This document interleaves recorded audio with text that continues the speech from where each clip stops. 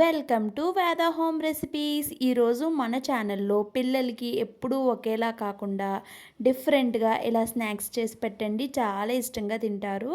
Preparation కూడా చాలా easy అండి. బయట నుంచి స్నాక్స్ కొని తెచ్చే పని ఉండదు. పిల్లలైతే చాలా ఇష్టంగా తింటారు. ఇక రెసిపీ విధానంలోకి వెళ్ళిపోదాము. దానికోసం నేను ఇక్కడ ఒక గ్లాస్ వరకు రేషన్ బియ్యాన్ని తీసుకుంటున్నాను. రేషన్ బియ్యంలో దుమ్ము ఎక్కువ ఉంటుంది కాబట్టి ఒకటికి 2 సార్లు శుభ్రంగా కడిగి వాటర్ వేసి ఒక అరగంట లేదా గంట పాటు నానబెట్టుకున్నాను. ఒకవేళ మీరు పొద్దున్నే బ్రేక్ఫాస్ట్గా చేయాలి అనుకుంటే నైట్ నానబెట్టేసుకోవచ్చండి. బియ్యం చూడండి, ఇక్కడ నేను అరగంట మాత్రమే నానబెట్టాను. చక్కగా నానిపోయాయి కదా.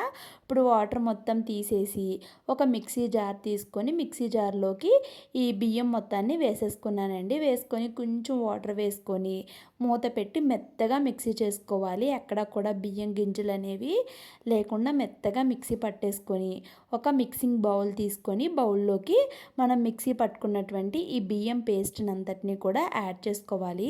వాటర్ అయితే మరీ ఎక్కువ వేసుకోకూడదండి, బాగా మెత్తగా అయిపోతుంది. ముందుగా ఒక పెద్ద బంగాళదుంపని ఉడకబెట్టి తొక్క తీసేసుకున్నాను.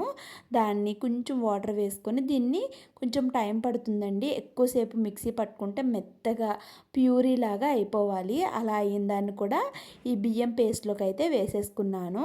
వేసేసుకొని ఇప్పుడు రెండు కూడా బాగా కలిసిపోయేలాగా కలిపేసుకోవాలి. ఒక 2 నుంచి 3 నిమిషాల పాటు అయినా కలుపుకోవాలి. అందుకే నేను ఇక్కడ ఫాస్ట్గా పెట్టేశానండి వీడియో అనేది. ఇప్పుడు దీంట్లోకి చిన్నగా కట్ చేసుకున్నటువంటి పచ్చిమిర్చి, అలానే కొంచెం కొత్తిమీర కూడా వేసుకుంటున్నాను. అలానే 1/2 టేబుల్ స్పూన్ జీలకర్ర, ఇంకా టేస్ట్కి సరిపడేంత సాల్ట్. ఇక్కడైతే ఇది ఉప్మా రవ్వ వేసుకుంటున్నానండి. 1 స్పూన్ వరకు ఉప్మా రవ్వ వేసుకోండి. తర్వాత సాల్ట్ వేసాను. ఉప్మా రవ్వ వేయటం వల్ల మనకి పునుగులు అనేవి చాలా క్రిస్పీగా వస్తాయి. ఇప్పుడు మొత్తం అంతా కలిసే విధంగా కలిపేసి ఈ విధంగా చిన్న చిన్నగా పునుగులు వేసేసుకోవటం అండి. ఈలోగా మీ అందరికీ ఒక చిన్న రిక్వెస్ట్ అండి. ఛానల్ని కొత్తగా స్టార్ట్ చేశాను. వీడియోస్ చూసి మీకు నచ్చితే ప్లీజ్ సబ్స్క్రైబ్ చేసుకొని సపోర్ట్ చేయండి. ఇప్పుడు డీప్ ఫ్రై కోసం ఆయిల్ పెట్టుకున్నాను. ఆయిల్ బాగా హీట్ అయిన తర్వాత ఒక్కొక్కటిగా మనం ఇలా పునుగుల్లాగా వేసుకోవాలి. ఒకేసారి ఎక్కువ పిండిని తీసి వేసుకుంటే మనకి తోకల్లాగా వస్తాయండి. అలా కాకుండా ఎప్పుడు పిండి అప్పుడు తీసుకొని వేసుకుంటే చక్కగా రౌండ్ షేప్ అనేది మంచిగా వస్తుంది. ఇక్కడ నేను కాస్త ఎక్కువే వేసుకున్నాను. వేసుకొని కాస్త సిమ్ టు మీడియం ఫ్లేమ్లో అడ్జస్ట్ చేసుకుంటున్నానండి. కాసేపటికి చూడండి చక్కగా పొంగిపోతూ పైకైతే తేలాయి కదా. ఒక సైడ్ లైట్గా ఫ్రై అయ్యాయి అనుకున్నప్పుడు ఒకసారి ఇలా కలుపుకోండి. ఇంకొక సైడ్ ఫ్రై అవ్వటానికి ఇవి అటు ఇటు తిరగవు కాబట్టి ఈ విధంగా నేను వీడియోలో చూపించిన విధంగా అనుకోండి.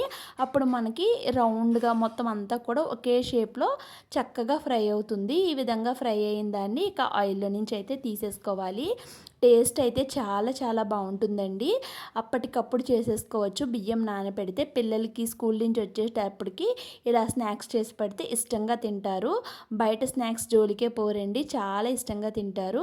మరి వీటిని టమాటో చట్నీతో నంచుకుంటే చాలా బాగుంటుందండి. మా పిల్లలైతే ఇలా ఆనియన్స్ కట్ చేసి ఇస్తే ఆనియన్స్లో ముంచుకొని తినేస్తారండి. చట్నీతో కూడా అవసరం ఉండదు. మరి ఈ రెసిపీ ఎలా అనిపించిందో మీకు ఖచ్చితంగా కామెంట్ సెక్షన్లో కామెంట్ చేయండి. వీడియో నచ్చితే లైక్ చేసి ఛానల్ని కొత్తగా చూస్తున్న వాళ్ళు ప్లీజ్ అండి సబ్స్క్రైబ్ చేసుకొని సపోర్ట్ చేయండి.